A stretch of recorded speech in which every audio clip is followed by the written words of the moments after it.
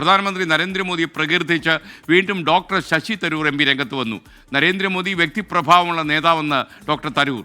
മോദിയുടെ ഭരണകാലത്ത് കോൺഗ്രസിൻ്റെ ഇടതുപക്ഷ നയങ്ങളിൽ നിന്നും രാജ്യം ശക്തമായ ദേശീയതയിലേക്ക് മാറിയെന്നും ഡോക്ടർ ശശി തരൂർ പറഞ്ഞു. വിനീത വിജയ് ഡൽഹിയിൽ നിന്ന് ചേരുന്നു. വിനീത, ഇത്തരം അദ്ദേഹത്തിൻ്റെ അഭിപ്രായങ്ങളൊക്കെ ഈ വഴിമാറുന്നതിൻ്റെ സൂചന വല്ലതും ആണോ? നാഷണൽ ഹൈവേ അദ്ദേഹം മാറ്റിയെടുക്കുകയാണോ?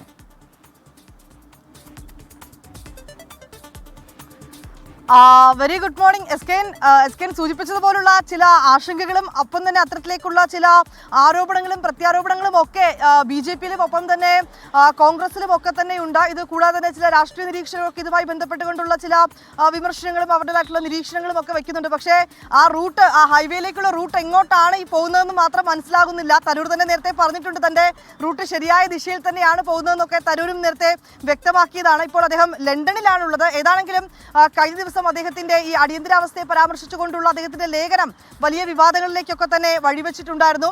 ആ ലേഖനം താൻ വായിച്ചിട്ടില്ല എന്നും അതുകൊണ്ട് അതിൽ പ്രതികരിക്കാനില്ല എന്നുമാണ് കഴിഞ്ഞ ദിവസം പ്രിയങ്ക ഗാന്ധി അടക്കം വ്യക്തമാക്കിയിട്ടുണ്ടായിരുന്നത്. ആ ലേഖനത്തിന് പിന്നാലെയാണ് ഇപ്പോൾ ഇതാ വീണ്ടും പുതിയൊരു പരാമർശവുമായി തരൂർ രംഗത്തെത്തിയിരിക്കുന്നത്.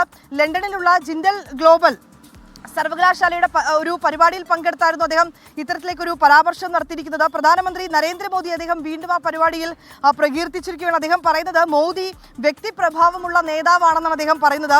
ഒപ്പം തന്നെ കോൺഗ്രസിന്റെ ഇടതുപക്ഷ നയങ്ങളിൽ നിന്നും രാജ്യം ശക്തമായിട്ടുള്ള ഒരു ദേശീയതയിലേക്ക് മാറിയ കാലമാണിതെന്നും അദ്ദേഹം പറയുന്നുണ്ട്.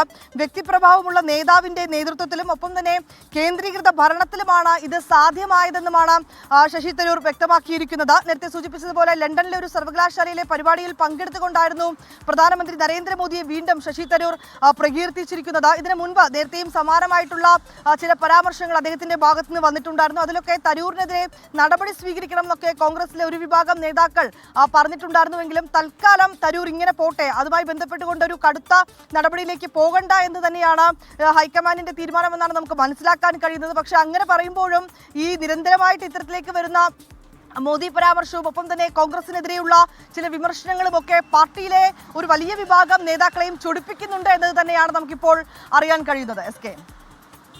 Okay, thank you Vineetha Viji.